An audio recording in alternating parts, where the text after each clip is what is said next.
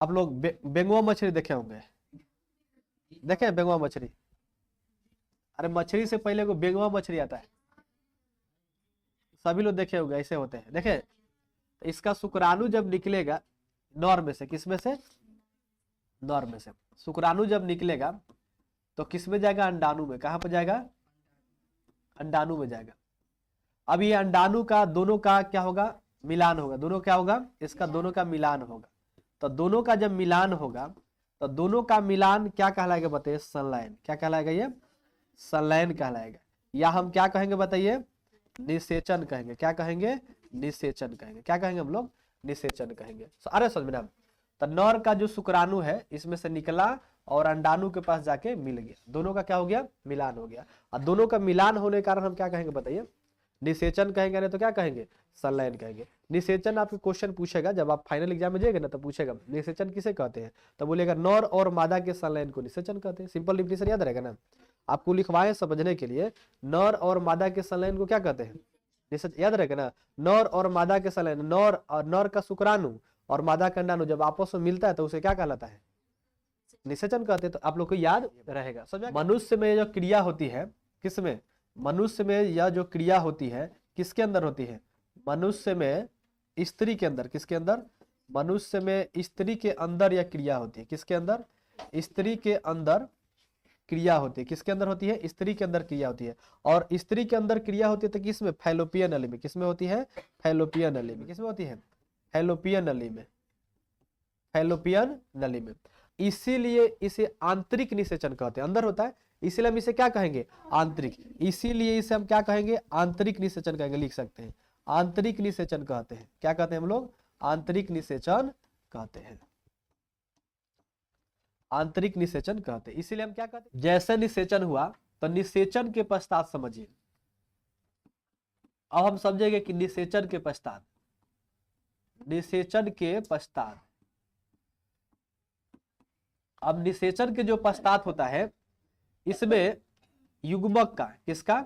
युग्मक का और युग्मनक का, युग्मनक का, युग्मक और युग्मनक दोनों का, यानी माता पिता। क्या बोलते हैं हम लोग? माता पिता। माता पिता दोनों का जो गुण होता है, माता पिता दोनों का जो गुण होता है, ये क्या हो जाता है बताइए? दोनों का गुण समाविष्ट हो जाते हैं। क्या जाते हैं आपका? समाविष्ट हो जाते हैं, समा जाते हैं इसमें। यानी निषेचन के पश्चात उसके माता पिता दोनों का गुण इसमें आ जाता है। अच्छा, जब बच्चे जन्म लेता है देखिएगा तो आप लोग को देखने को मिला होगा कि वो अपने माँ के जैसा रूप उसका हो लिया होगा। लड़की अगर जन्म ली होगी तो अपने माँ का रूप ली होगी। पिता का भी उसमें गुण आ गया होगा, अरे तो चेहरा उसका दिखता होगा। लड़का जन्म लिया होगा तो अपने देखेगा पापा के जैसा दिखता होगा, या पापा को उसका गुण आ गया होगा, या बाबा के गुण आ गया होगा। लेकिन कुछ ऐसे कंडीशन में देखते हैं कि साफ डिफरेंट होता है, ना वो अपने मामा के पापा के जैसा है, ना अपने मम्मी के जैसा है, लेकिन उसके खानदान में ऐसे लोग हैं जिनका गुण उसके अंदर आया होगा। ऐसे लोग बोलते हैं कि इसके जैसा पड़ गया है। गांव जर में देखेगा कि इसके जैसा ही हो गया है, ये पापा पर चला गया है, मम्मी पर चला गया है, बोलते हैं। तो ऐसा क्यों बोलते हैं? क्योंकि जब नर और मादा यानी निषेचन जब होता है तो निषेचन के पश्चात जो माता पिता का गुण होता है वो क्या हो जाता है? वो चला जाता है, समाविष्ट हो जाता है, यानी वो दोनों गुण उसमें जाकर मिल जाता है। और इसमें कोशिका जो होते हैं, कोशिका का विभाजन क्या होते हैं? जल्दी होने लगता है। कोशिका का जो विभाजन होता है वो क्या होते हैं? जल्दी होते हैं। कोशिका का जो विभाजन होता है वो क्या होते हैं? जल्दी होता है, जल्दी होता है। 8 से 16 कोशिका अवस्था आते आते, जैसे 8 से 16 कोशिका अवस्था आते हैं, कोशिका अवस्था आते आते 8 से 16 कोशिका अवस्था आते आते कहां पहुंच जाते हैं? गर्भाशय में। कहां पहुंच जाते हैं? गर्भाशय। 8 से 16 कोशिका अवस्था जैसे आते हैं तब तक कहां पहुंच जाते हैं? तथा गर्भाशय की दीवार चिपक जाता है,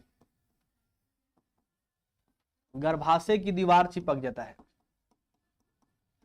दीवार चिपक जाता है। गर्भाशय की दीवार क्या होता है? चिपक जाता है, जिसे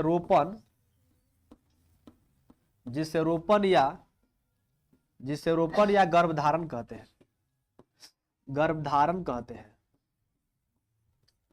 गर्भधारण कहते हैं। जिसे क्या कहेंगे, रोपण, रोपण कहेंगे या क्या कहेंगे, गर्भधारण कहेंगे। ठीक है, अब गर्भधारण समझ गए। गर्भधारण कैसे होता है, शिशु पलते हैं ना, माँ के पेट में जब शिशु पलते हैं तो उसे हम क्या कहते हैं, गर्भधारण बोलते हैं, गर्भावस्था बोलते हैं। तो गर्भ